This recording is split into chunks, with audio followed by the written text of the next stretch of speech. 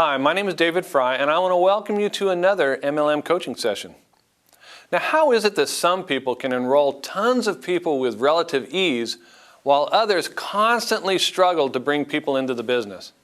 You know, I've asked myself this question many times, and I think the answer is that all it comes down to is a person's ability to create value in the mind of their candidate.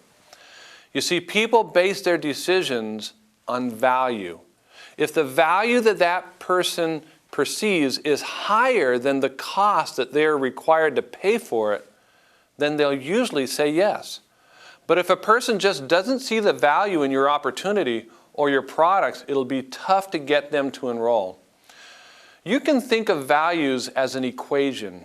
Value equals perceived benefit divided by cost.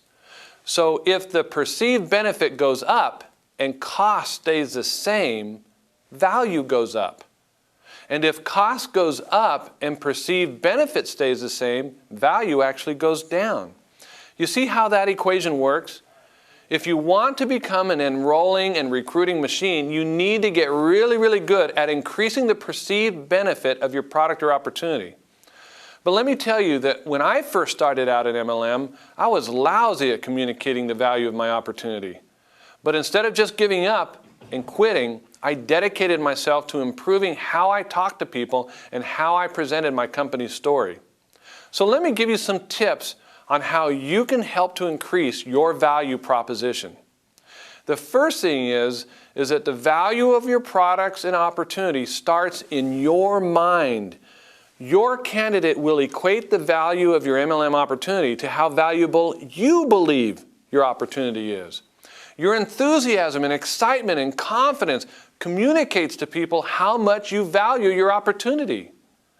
Now, the second suggestion I'm going to give to you is to create a perception of value, is to disassociate your emotions to the outcome of your prospecting.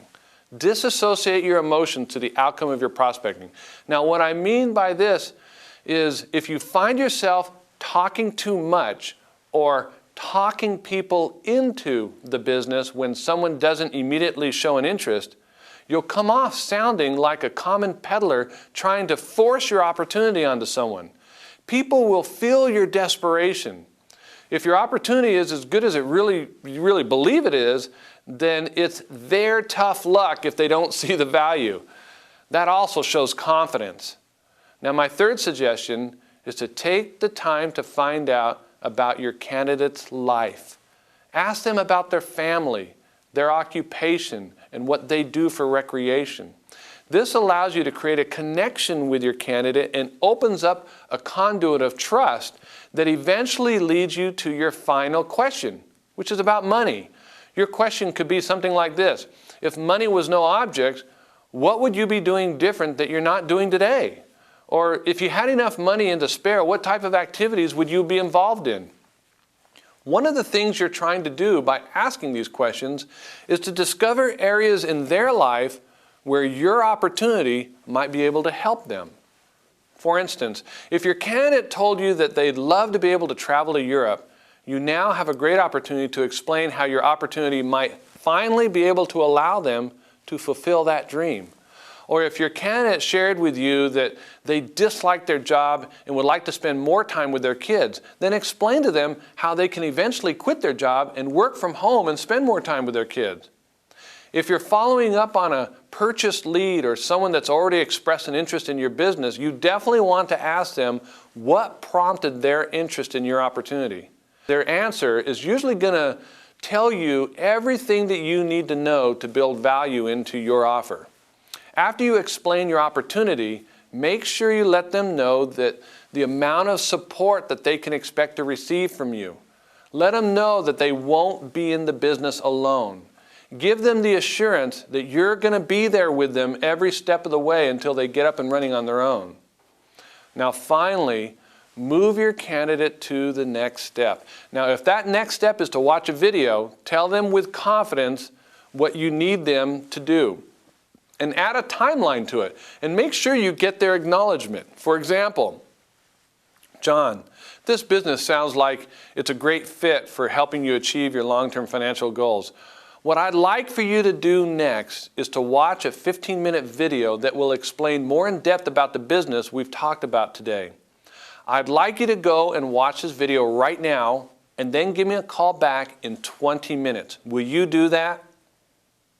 If you've explained the business enough and your candidate has shown an interest in it, you might just want to say, "Hey John, let's go ahead and get you started right now. Once you're signed up, I'll give you a 30-minute fast start training session, and then I'll give you 2 assignments that you can do immediately to start making money. Is that okay with you?" You'll find that most of your candidates are just waiting for you to take them by the hand and to help them make a decision to get started. When you posture yourself as a leader and someone who has something that they want, your sign-up rate will soar and you'll become an enrolling machine. Okay, remember, this business is pretty simple. All you need to do is these 4 things. First, start a friendship with somebody new every single day. Second, invite someone new to hear your company's story every day. Third, follow up with someone that you've told the story to every day. And then fourth, start teaching other people to do the same thing. My name is David Fry, and I want to wish you the best of success in your MLM business.